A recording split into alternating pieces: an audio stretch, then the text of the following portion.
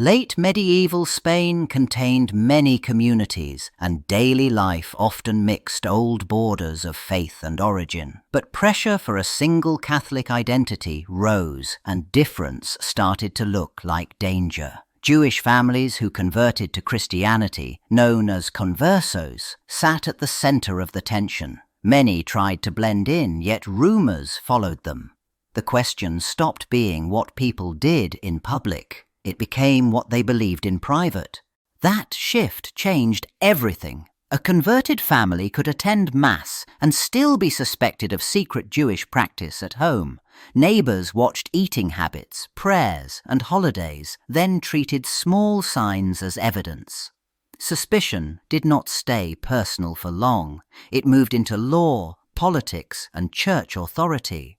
Officials started to argue that hidden belief weakened the whole community from the inside. Private conscience turned into a public risk that demanded investigation. Once authorities accepted that idea, they needed a way to expose what could not be seen. Proof no longer meant a public crime, it meant a trace of inner loyalty. Accusations gained power because they offered access to someone's unseen life. A person could be punished not for rebellion, but for doubt. The goal was not only to correct individuals. It was to make certainty visible and to warn everyone that secrecy itself counted as a threat. In 1478, the Spanish crown gained papal approval to create a new kind of inquisition, one that answered to royal power as much as religious authority. That detail changed everything. Instead of scattered local efforts, there was now a single, organized system with a clear mission. Find heresy, prove it, and remove it. Belief stopped being only a private matter. It became something the state treated like a threat that could be investigated. This royal inquisition did not wait for obvious crimes. It relied on interrogation to pull hidden thoughts into the open. Questions were structured, repeated, and aimed at confession. Just as important, it built a culture of denunciation. People reported neighbors, co-workers, even relatives, often in secret and without confrontation. The result was a widening net. A rumor could become a file could become a trial. And when the tribunal moved, it took more than reputations. Confiscation became a formal tool backed by both church authority and royal law. Property could be seized while a case was still unfolding, leaving families weakened before any verdict arrived. This partnership created a machine with incentives. Accusations fed investigations, investigations fed punishments, and punishments fed the treasury. Heresy was no longer just condemned, it was administratively processed. In the early 1480s, the Inquisition changed how it ended a case. Verdicts no longer stayed inside the tribunal as paperwork and private sentencing. They came out into the open. Inquisitors began arranging large public events where punishments were delivered as a ceremony. It was not only about what the accused had done, it was about what everyone else was supposed to learn from it. This new format shifted the balance of power. A trial could stay secret, but the outcome became unforgettable. The crowd watched the tribunal act, and that mattered. Justice became something performed. It was staged to feel final, certain, and shared. People did not just hear that the Inquisition had authority. They saw it exercised in front of them, with consequences that could not be ignored. The auto da fe turned punishment into instruction and intimidation at the same time. It warned that private belief could still end in public ruin. It also pulled the community into the process, making spectators into witnesses. Attendance meant exposure to the message and pressure to agree with it. The tribunal did not simply punish individuals. It bound the crowd to its verdicts, using spectacle to build obedience. Over time, the auto da fe stopped being an improvised display and became a fixed script that communities recognized. It unfolded as a religious event, not a court procedure, and that change mattered. Sermons explained the punishments as spiritual medicine.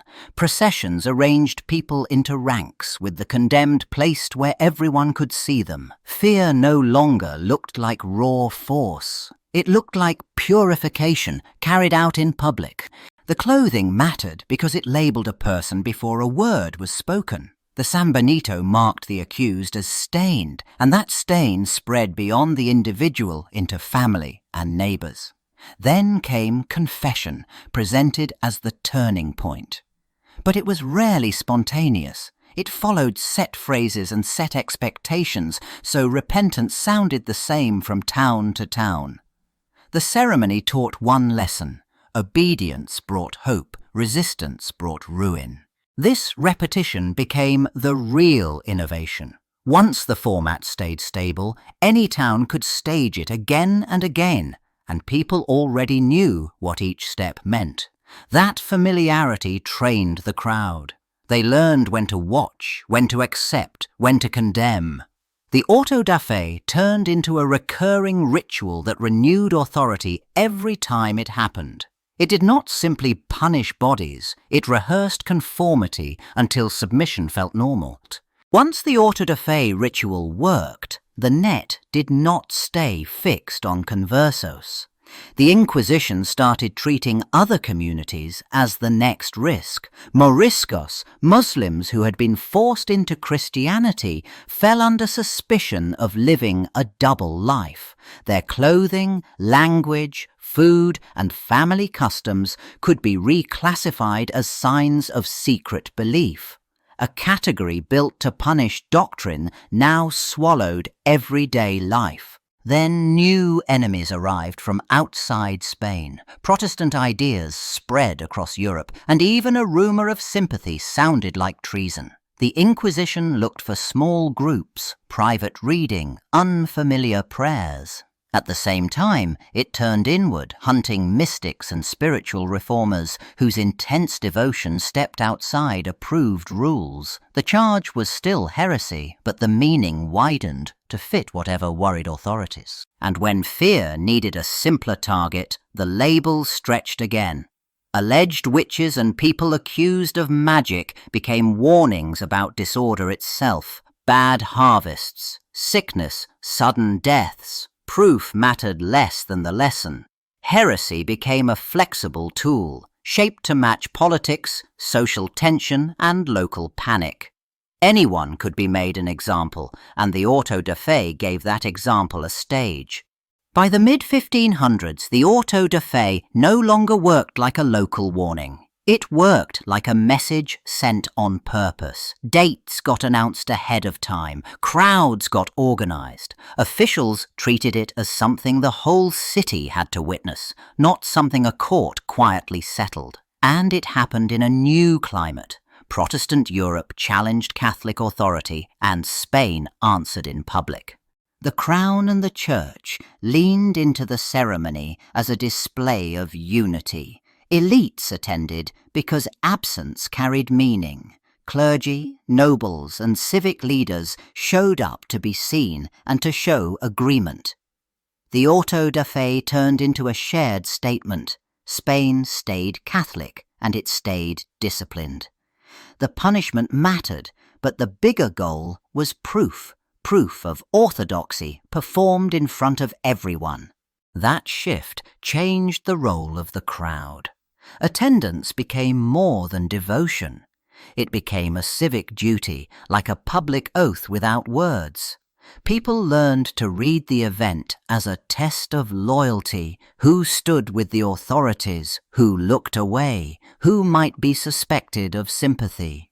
The auto da fe pressured the whole community to participate in its message and to help enforce it afterward. The public ceremony depended on work done far from the crowd. Trials ran in secrecy, with the accused kept cut off from ordinary support and pushed to explain themselves again and again.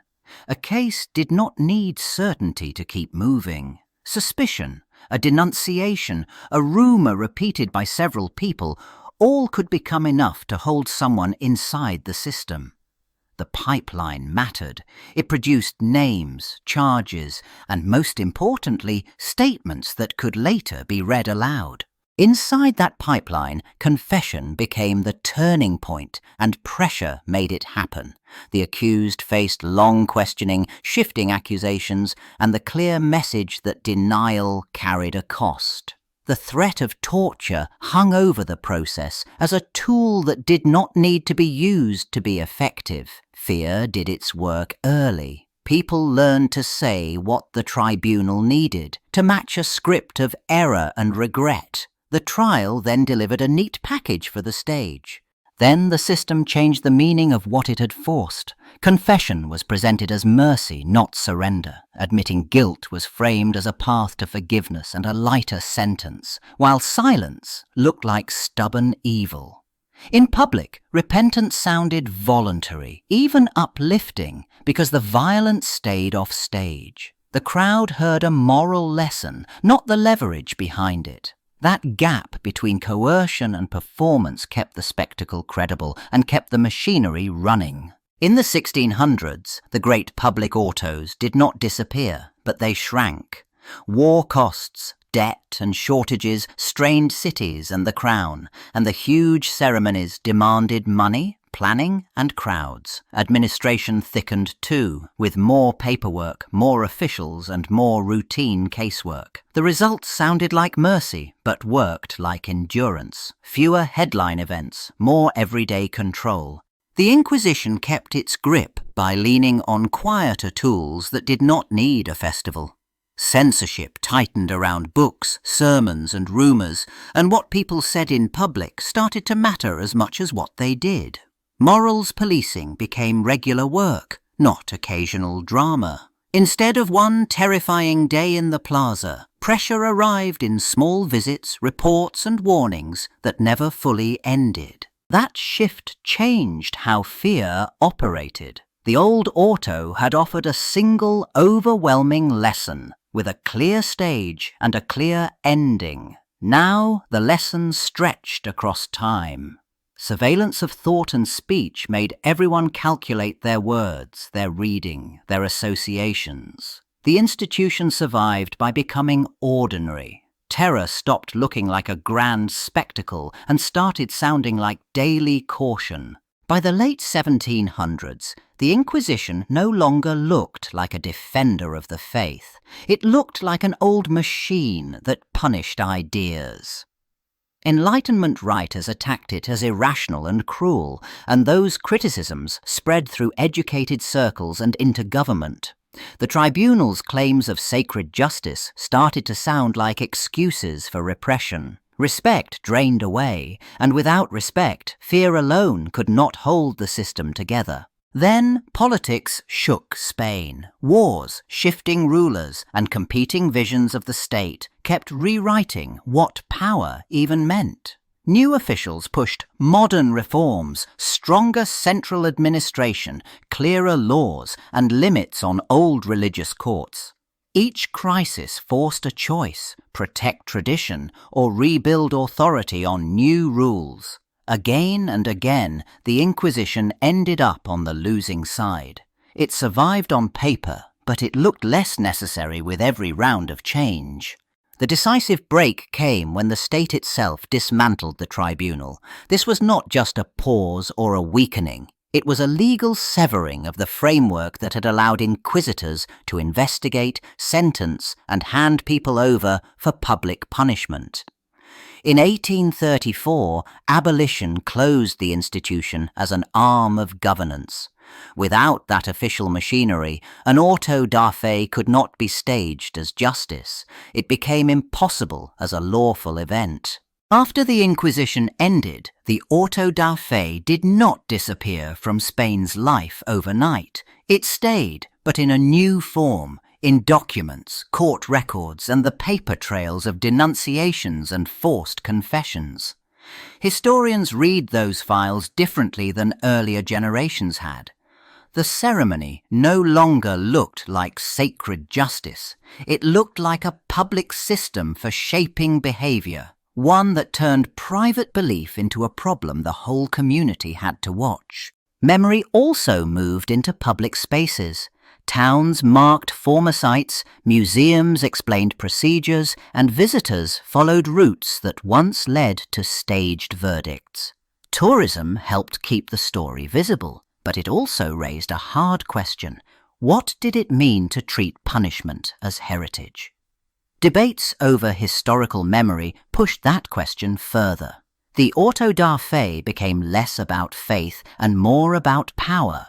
Who controlled the narrative, who was labelled dangerous, and why crowds were taught to accept it. The modern lesson came into focus through that shift. Researchers treated the auto da fe as propaganda, a scripted event that used ceremony, repetition, and public confession to make authority feel natural.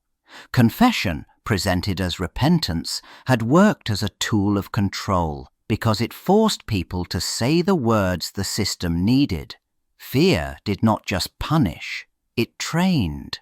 What once demanded conformity through holy theatre now served mainly as a warning about how spectacle could manufacture consent.